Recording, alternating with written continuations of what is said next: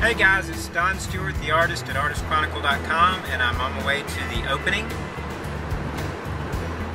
for the Carolina's Got Art exhibit.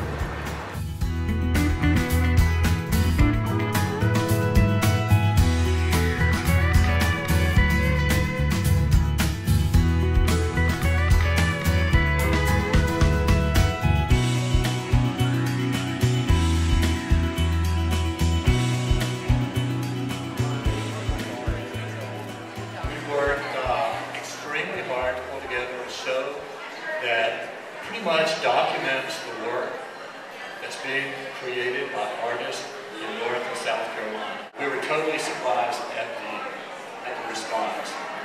I guess I was a bit naive when I thought if we could generate interest by 200 artists to submit work to the show. We had around 425 people. And those people produced over 1,100 pieces for our jury to go through. If that wasn't difficult enough, we asked him to come today and to go through those 130-something pieces that he chose and to select what he felt were the best pieces that would round out the show and really show the creativity in the show. It's a $500 gift certificate to Compagnie Fine Molding, and the winner of that is an artist named Martica. The next award is a $300 gift certificate from the Jack Richardson Company for art supplies, and it goes to a sculptor here in Charlotte named John Walford.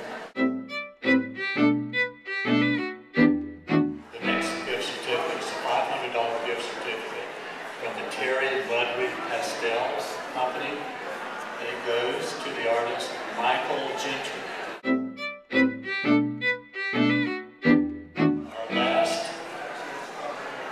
honorable mention is a $500 gift certificate from Williamsburg Oil Paint for Artists, and it's presented to Michael Slattery.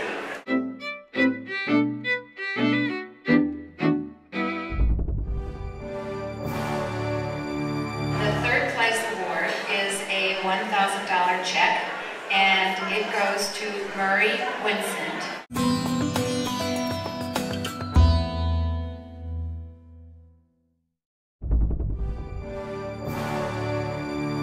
The second place award, which is for $1,500, goes to Wilford Spoon.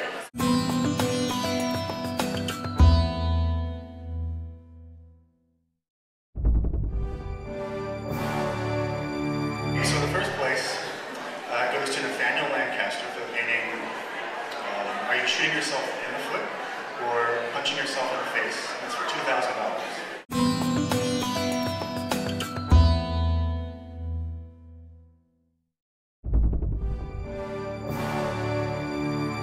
It's my pleasure tonight to introduce the first Best in Show Award for Carolina's Got Art to a young artist here in Charlotte named John Wall.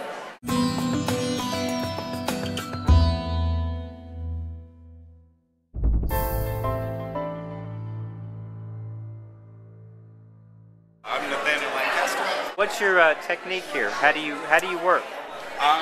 Is this oils or? It's oil and acrylic. I actually construct most of my compositions digitally from photos that I've taken.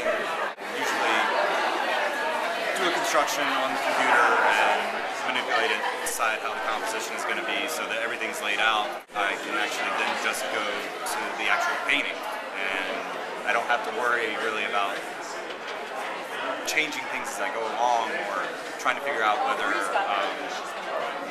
do I need to actually add some more things here or there, and I can just paint. What's your inspiration? How do you come up with your ideas? This painting and the other one that's in the back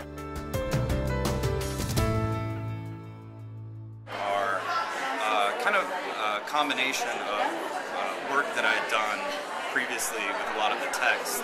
I had done a lot of paintings that were just looping text overlaid over each other so that it becomes almost unreadable or like abstract forms. It says, are you shooting yourself, shooting right there, in the foot, or are you punching yourself in the face? And like here's punching right down here. So it deals a lot with how much of the information is readable versus how much is unreadable, and whether I'm leaving out information in the paintings, like actual imagery. I like to do a lot of that too, erasing of imagery, and just kind of trying to leave the most important parts that I think in each composition.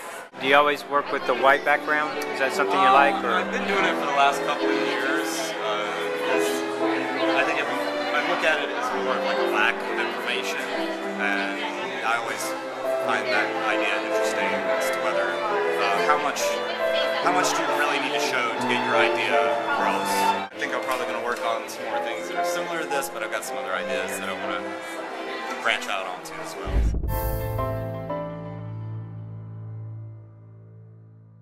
Brice Brown. Okay. I juried the show Carolina's Got Art. I have to say what I like about the painting a lot is the egg is this wonderful surprise, because first of all, who would have an egg in the middle of oranges? I think that's just shocking to me for some reason. Compositionally, it's a nice smooth surface compared to the knobby orange surface, so it's a lovely sort of texture juxtaposition. It keeps you engaged because you see the surface and then you see the composition and you go back to the surface. It's a nice layered effect. You don't have just it's not just a whole objects. There's some formal things happening.